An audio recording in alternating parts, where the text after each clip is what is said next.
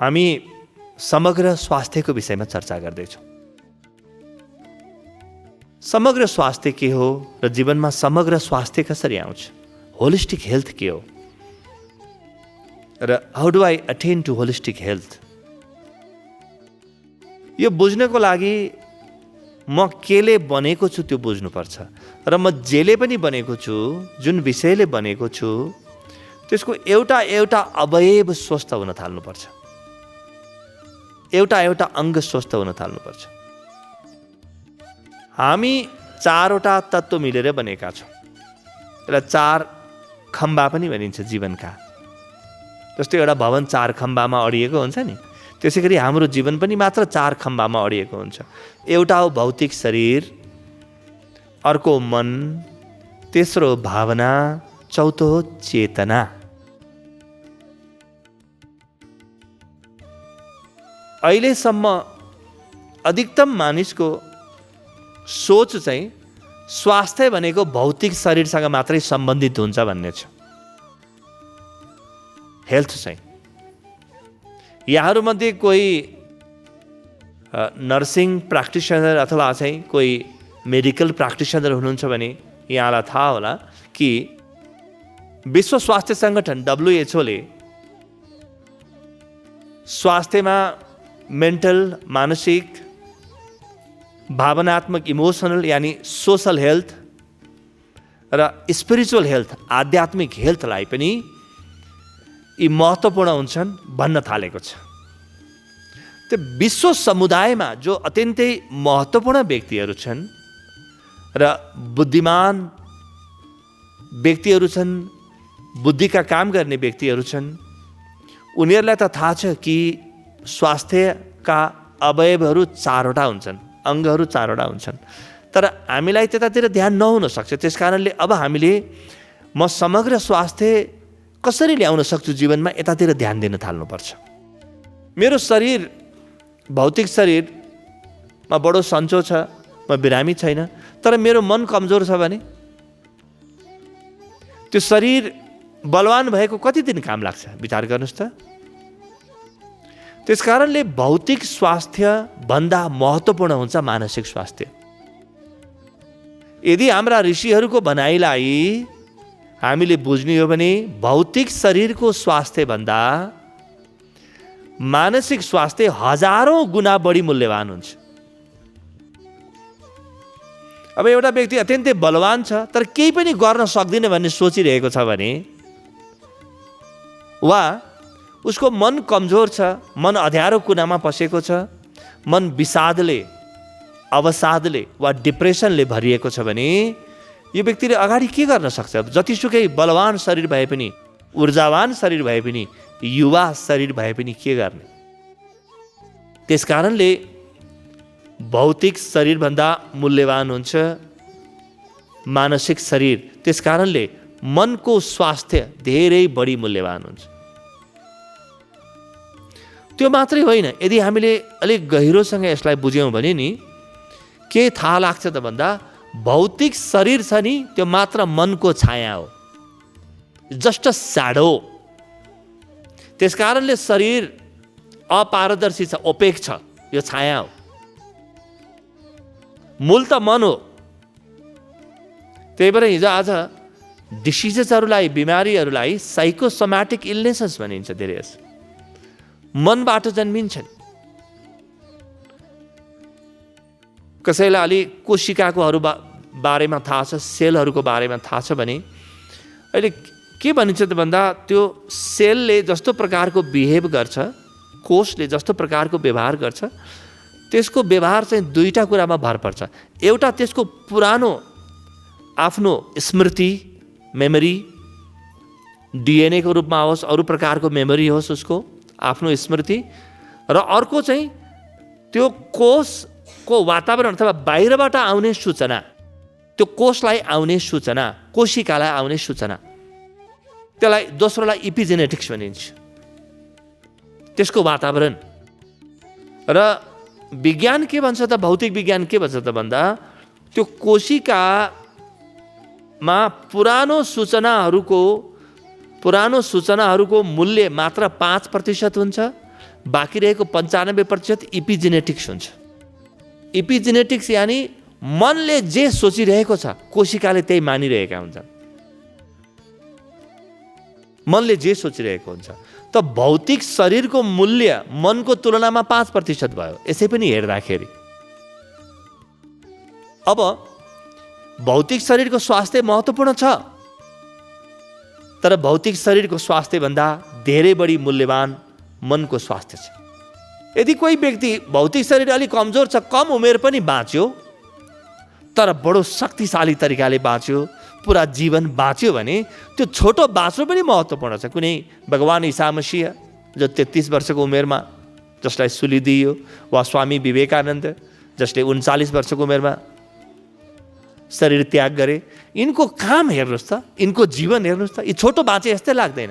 हाम्रो हृदयमा आज पनि बाँचिरहेका छ। यिनको कहीँ न कहीँ भौतिक शरीर कमजोर थियो होला, होइन भने त्यति छिटो पृथ्वी लोक छोड्नु जरुरी पनि थिएन, शरीर छोड्नु जरुरी पनि थिएन। तर यिनको बलको स्रोत अरू नै केही थियो, त्यो शरीर होइन। त भौतिक शरीरभन्दा मन शक्तिशाली हुन्छ। मनभन्दा हजारौँ गुणा बढी शक्तिशाली हुन्छ भावना, इमोसन्स। त्यसकारणले emotional health, emotional wellbeing, emotional इन्टेलिजेन्सको चर्चा हुन्छ अहिले। मेरो भावना ठिक छ, म सबैलाई प्रेम गर्छु, मेरो मनमा प्रेम छ भने नि म हरेक काम गर्न सक्ने बन्छु। मेरो मनमा घृणा छ भने पनि हरेक काम गर्न सक्ने बन्छु, तर विनाशशील काम गर्छु, डिस्ट्रक्टिभ काम गर्छु। प्रेम छ भने कन्स्ट्रक्टिभ काम गर्छु। अब मेरो हृदयमा प्रेम छैन, तर मेरो शरीर बलवान छ भने त्यो बलवान शरीर चाहिँ अरूको जीवन बिगार्न प्रयोग गर्छु, या त आफ्नो बिगार्न या अरूको बिगार्न। र यदि मभित्र सकारात्मक भावना छैन भने मन बलवान भएर शरीर बलवान भएर केही पनि हुँदैन। त्यसकारणले अझ बढी बुद्धिमान र विचारशील व्यक्तिहरू हिजो आज इमोसनल हेल्थ र इमोसनल वेलबिङको चर्चा गर्छन् र त्यसमा प्रयोग गर्छन्। एकछिनपछि हामी बुझ्छौँ यी प्रयोगहरू के हुन्, कसरी गर्ने, कस्तो प्रकारको प्रयोग गर्ने। त्यो भावनात्मक स्वास्थ्य, इमोसनल हेल्थ। अझ त्योभन्दा पनि गहिरो हुन्छ चेतनाको स्वास्थ्य, आत्मिक स्वास्थ्य, स्पिरिचुअल हेल्थ, स्पिरिचुअल वेलबिङ। त्यो चाहिँ के हो त?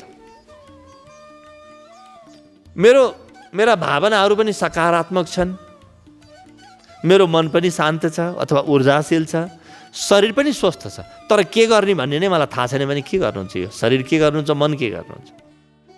अध्यात्मले तपाईँको जीवनमा अर्थ दिन्छ, तपाईँको जीवनमा लक्ष्य दिन्छ। अध्यात्मले तपाईँको जीवनमा चुनौती दिन्छ। तपाईँको जीवनमा कुनै एउटा आदर्श स्थितिको परिकल्पना हालिदिन्छ, जुन बन्नका लागि तपाईँ रात दिन मेहनत गर्नुहुन्छ। अब तपाईँलाई अहिलेको जीवन राजी हुँदैन, अहिलेको जीवन तपाईँ परिष्कृत गर्न चाहनुहुन्छ र तपाईँ एउटा अलग प्रकारको जीवन निर्माणको बाटोमा लाग्नुहुन्छ। त्यो स्पिरिचुअल हेल्थ अथवा आध्यात्मिक स्वास्थ्य जसको जीवनमा छ नि, उसलाई तपाईँले गलत काम गरेको, नराम्रो काम गरेको, गलत सोचेको, गलत व्यवहार गरेको कहिले पनि भेट्नुहुन्न। ऊ घोप्टे मुन्टो लगाएको, अनुहार तल झारेर बसेको कहिले पनि भेट्नुहुन्न। जहिलेसुकै सक्रिय, तर सक्रिय कसरी? सकारात्मक रूपमा सक्रिय भेट्नुहुन्छ। त्यसो त हामी नकारात्मक रूपमा सक्रिय पनि हुनसक्छ। सकारात्मक सक्रियता र उसका कामहरू एकदम दूरगामी हुन्छन्। कोही भगवान बुद्ध हेर्नुहोस् त, 36 वर्षको उमेरमा यिनी परम ज्ञानमा उपलब्ध भए, अर्को 44 वर्ष बाँचे, 80 वर्षको उमेरमा यिनले शरीर छोडिदिए, देह त्याग गरे। तर त्यो 44 वर्षको जुन प्रभाव छ नि, 44,000 वर्षसम्म पनि मनुष्यले बिर्सिन सक्दैन, किनभने यिनी स्पिरिचुअल हेल्थमा काम गरे। तपाईँ कुन स्वास्थ्यमा काम गर्नुहुन्छ? अब कस्तो प्रकारको स्वास्थ्यमा काम गर्नुहुन्छ? अर्को एउटा उदाहरणले बुझ्न सक्नुहुन्छ। जस्तो आध्यात्मिक स्वास्थ्य के हो? म को हुँ, मैले के गर्ने हो त्यो चिन्नु। म को हुँ, मैले के गर्ने हो। अब मलाई म को हुँ र मैले के गर्ने हो भन्ने परिचय नै छैन, त्यो चिनारी छैन भने म आफ्नो बारेमा गलत परिचय राखेर बस्छु। कसैले गाली गरे पनि म दुखी भइहाल्छु, कसैले प्रशंसा गरे पनि खुसी भइहाल्छु। म अरूको हातको कठपुतली बन्न बाध्य हुन्छु। म एउटा मसिन जस्तो व्यवहार गर्न थाल्छु। मैले आफूलाई चिनेको छु भने अरू कसैले के भन्छन् उसको कुरा हो, म आफूलाई चिन्दछु त, सकिहाले त। अरू कसैले मलाई राम्रो नराम्रो जे भन्छन् त उसको कुरा हो। म समाजको आवाज, नकारात्मक आवाजलाई लिँदै लिन्न, म सोसल मिररिङै गर्न छोडिदिन्छु। किन म आफूलाई चिन्दछु म को हो। मैले नचिनिन्जेलसम्म पो अरूको प्रशंसा, अरूको ताली, अरूको गाली अनुसार जीवनयापन गर्नुपर्छ। एकपटक आफूलाई चिनिसकेपछि म बिल्कुल आफै जस्तो बन्छु। अब बल्ल पहिलो पटक म आफै जस्तो बन्छु। त्यसकारणले आध्यात्मिक स्वास्थ्य जीवनको अनिवार्य पाठ हो। त यी चारै प्रकारका स्वास्थ्य जीवनमा चाहिन्छ। चारै प्रकारका स्वास्थ्य। केही सानातिना अनुसन्धानहरू, खोजहरूको चर्चा गरौँ। जस्तो हार्वर्ड विश्वविद्यालयको 2015 को एउटा बृहत अनुसन्धान छ। त्यो अनुसन्धानले के भन्छ भने अहिले आएर यो प्रमाणित भइसक्यो कि योग र ध्यानले मनका समस्याहरू घटीमा पनि आजसम्म बनेका औषधिले जति नै निको पार्न सक्छ। यसको अर्थ के हो भने आजसम्म कुनै औषधि त्यस्तो बनेको छैन जुन औषधिको प्रभावकारिता मनको स्वास्थ्यको लागि प्रभावकारिता योग र ध्यान भन्दा बढी होस्। योग र ध्यान त्यति शक्तिशाली छन्। र त्यही अनुसन्धानले के भन्छ भने शरीरका 200 भन्दा बढी रोगहरू योग र ध्यानको माध्यमबाट सिधा निको पार्न सकिन्छ। औषधिको आवश्यकता पर्दैन। यसको अर्थ के हो? यसको अर्थ के हो भने नि जब व्यक्ति आध्यात्मिक स्वास्थ्यमा, भावनात्मक स्वास्थ्यमा र मानसिक स्वास्थ्यमा काम गर्न थाल्छ, ऊ रोगी हुने, ऊ विक्षिप्त हुने सम्भावनाहरू घट्दै घट्दै जान्छन्। अर्को पनि महत्त्वपूर्ण अनुसन्धान छ। त्यसो त यस्ता हजारौं हजार छन्। प्रशिक्षणको कक्षामा हामी यी अनुसन्धानहरूलाई यहाँ लिएर आउँछौँ र हामी बुझ्छौँ के गर्छ त योगले, ध्यानले। हामी बुझ्दै जान्छौँ किनभने हामीलाई आफ्नो प्रकारको शोध कार्य चाहिन्छ, आफ्नो प्रकारको रिसर्च हामीलाई चाहिन्छ। अब ती सबै काम हामी गर्छौँ यहाँ। तर अर्को एउटा अनुसन्धानले के भन्छ भने योग र ध्यानले मानिसको आयु 14 वर्षसम्म लम्बिन्छ। कोही व्यक्ति 70 वर्ष बाँच्ने हो भने 84 वर्ष बाँच्ने भन्छ। अब हेर्नुहोस् त कति फाइदा छन्। फाइदा मात्रै छन्। अब हामीले हेर्ने हो कि मेरो कुन चाहिँ स्वास्थ्य बिग्रेको छ। भौतिक शरीरको स्वास्थ्य बिग्रेको छ, ठिक छ, त्यसको इलाज छ। पश्चिमबाट जन्मिएका विज्ञानहरू, विशेष गरी मेडिकल साइन्स, यिनीहरू क्युरेटिभ हुन् बढी, रोग लागेपछि निको पार्ने। पूर्वबाट जन्मिएको विज्ञान चाहिँ क्युरेटिभ र प्रिभेन्टिभ दुइटै हुन्, रोग लाग्न नदिने र लाग्यो भने पनि ठिक पार्ने विधि हुन्। यसमा एउटा अर्को खोज छ, तपाईँलाई बताऊँ। त्यो खोजले के भन्छ भने कोही पनि व्यक्तिको आभामण्डलमा अरामा कुनै पनि बेला 4000 रोगको सम्भावना हुन्छ। त्यति बोकेर हिँड्छ व्यक्तिले। र त्यो जुन अराको फिल्ड हुन्छ, क्षेत्र हुन्छ, आभामण्डलको क्षेत्र हुन्छ, जब कमजोर हुन्छ त्यो रोगको लक्षण जीवनमा देखा पर्न थाल्छ। कमजोर हुन्छ। हामी जुन यो बोध विज्ञान कार्यक्रम गर्दैछौँ नि 7 दिनको कार्यक्रम पश्चात तपाईँले आफ्नो आभामण्डललाई मापन गर्नुभयो, पहिले मापन गर्नुभयो र पछि मापन गर्नुभयो भने तपाईँले पाउनुहुन्छ कि 75% भन्दा बढी रोगहरू लाग्न नसक्ने बन्नुभयो तपाईँ। अहिले तपाईँका कति रोग निको भयो त्यो आफ्नो ठाउँमा छ। तर भविष्यमा लाग्ने रोगहरू पनि अहिले निको पार्न सकिन्छ।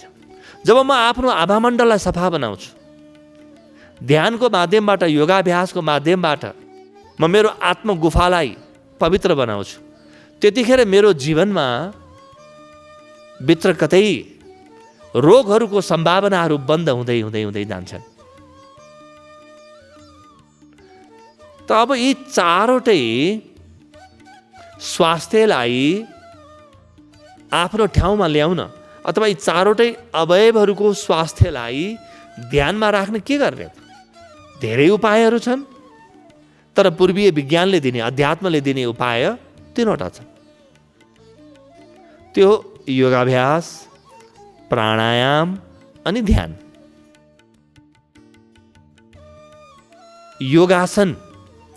योगासनले शरीरलाई ठिक बनाउँछ, तर शरीरलाई मात्रै ठिक बनाउँदैन। योगासनमा यति शक्ति छ कि त्यसले मनलाई, भावनालाई, चेतनालाई पनि आफ्नो बाटोमा ल्याउन थाल्छ। प्राणायामले मानसिक स्वास्थ्य र भावनात्मक स्वास्थ्यमा काम गर्छ। त्यो प्राणायामको काम हो।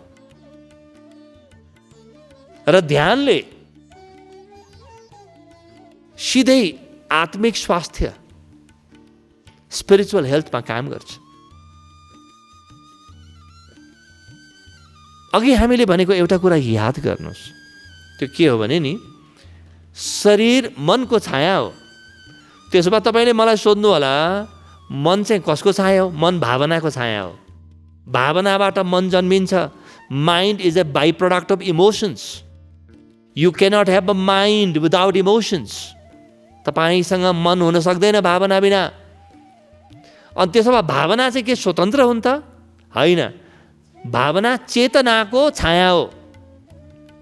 त्यसकारणले जब म मेरो चेतनामा काम गर्न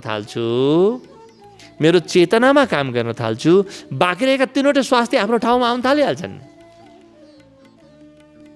त्यो उपाय नै छैन नभइकन। ध्यानको घडीमा मलाई भित्रबाट जे परिवर्तनहरू आउँछ, त्यो परिवर्तनले समग्र स्वास्थ्यको बाटोमा लैजान्छ। त्यही भएर हामी यहाँ देख्छौँ कि पहिलोपटक कक्षामा आएको, जस्तो चक्र विज्ञानको कक्षामा आएको मित्र कोही पहिलो या दोस्रो कक्षामा ध्यानको क्रममा के भयो त, वर्षौँदेखि 25औं वर्षदेखि कम्मर दुख्थ्यो, ढाड दुख्थ्यो। अनि ध्यान सकेपछि उहाँ भन्नुहुन्छ, गुरु लौ न के भयो, मेरो त ढाड दुख्यो त गयो, सकियो। 7 वर्ष भयो फर्केर आएको छैन। यस्ता घटनाहरू, यस्ता अनुभवहरू जीवन विज्ञानमा 1 होइन, 10 होइन, 100 होइन, 1000 होइन, लाखौँ छन्। त्यो व्यक्तिको मेहनतमा पनि भर पर्छ र रोगको मेहनतमा पनि भर पर्छ। रोगले पनि त आफ्नो मेहनत गरिरहेको हुन्छ नि। त्यस्तै हामीले सयौँ अनुभवहरू। अस्ति मात्रै एकजना मित्रले भन्दै हुनुहुन्थ्यो कि गुरु मैले त यहाँ सिकेर गएँ, यो योगासन, प्राणायाम, ध्यान सिकेँ, गएँ, मैले एक कार्यक्रम गरेँ। त्यसपछि डाक्टरले मलाई ब्लड प्रेसरको औषधि खाँदै नखानुहोस् भने। खाँदै नखानु, यत्रो वर्ष भयो मैले औषधि खानु, 7-8 वर्ष भइसक्यो। अलि दिन अगाडि नै अर्को एकजना मित्र इटहरीबाट, होइन धरानबाट आउनुभएको मित्रले, उहाँले के भन्नु भने, गुरु यो त आश्चर्य भयो, मैले भनेकै थिइनँ, एकदमै आश्चर्य भयो। के आश्चर्य भयो त भन्दा, म 6 वर्षदेखि 1 मिनट पनि निदाउँदैन थिएँ। मेरो पुरै रात्रि अनिद्रामा जान्थ्यो। पहिलो दिनको कक्षाले नै म 7 घन्टा सुतेँ। उहाँ बिहानको कक्षामा ढिलो आइपुग्नुभयो भोलिपल्ट। किन यस्तो भयो त भन्दा, म बढी सुतेँ गुरु। अब यत्रो वर्षसम्म सुतेकै थिएन, आज सुत्यो नि। अब उहाँको प्रसन्नता तपाईँ कल्पना गर्न सक्नुहुन्छ? त्यो कल्पनाभन्दा परको प्रसन्नता हो। यो महारूपान्तरणकारी हो। यो अध्यात्मको देन हो। अध्यात्मले दिने यही हो। त अध्यात्मले समग्र स्वास्थ्यमा काम गर्छ। हामीले पनि समग्र स्वास्थ्यमा काम गर्नुपर्छ। प्रारम्भ हामी शरीरको स्वास्थ्यबाट गरौँ, तर बिस्तारै बिस्तारै मनको स्वास्थ्य, भावनाको स्वास्थ्य र चेतनाको स्वास्थ्यसम्म पुग्नुपर्छ। त्यसपछि बल्ल हामी जे बन्न सक्थ्यौँ त्यो बनि छाड्छौँ। होइन भने कहीँ न कहीँ मभित्र एउटा असन्तुष्टि, एउटा तनाव, एउटा छटपटी, एउटा हुटहुटी शेष रहन्छ। जतिसुकै भए पनि त्यो केही पुगेन कि, मेरो जीवनमा केही आधा अधुरो छ कि भन्ने भावना शेष रहन्छ। त्यो भावनाको परिपूर्ति, त्यो अभावको परिपूर्ति मात्र समग्र स्वास्थ्यले गर्छ। त्यसकारणले हामीले आफ्नो जीवनलाई हेर्ने हो कि म कमजोर कहाँनिर छु, मेरो कमजोरी कहाँनिर हो। त्यो कमजोरीलाई निराकरण गर्ने, पहिले त पहिचान गर्ने, त्यसको उपचार गर्ने र अध्यात्मसँग सबै साधनहरू उपलब्ध छन्, सबै विधिहरू उपलब्ध छन्। मात्र म अघि बढ्न तयार हुनु पर्यो। अध्यात्मसँग नभएको केही पनि छैन। आफ्नो ठाउँबाट मैले प्रयोग प्रारम्भ गर्नु पर्यो। ती प्रयोगले हामीलाई समग्र स्वास्थ्य दिनेछन्। फेरि हामी पनि भगवान बुद्ध जस्तै, भगवान कृष्ण जस्तै, भगवान राम जस्तै र समग्र स्वास्थ्यले भरिएको व्यक्तिमा रूपान्तरित हुनेछौँ। त्यो हाम्रो भाग्य हो, त्यो हाम्रो भविष्य हो।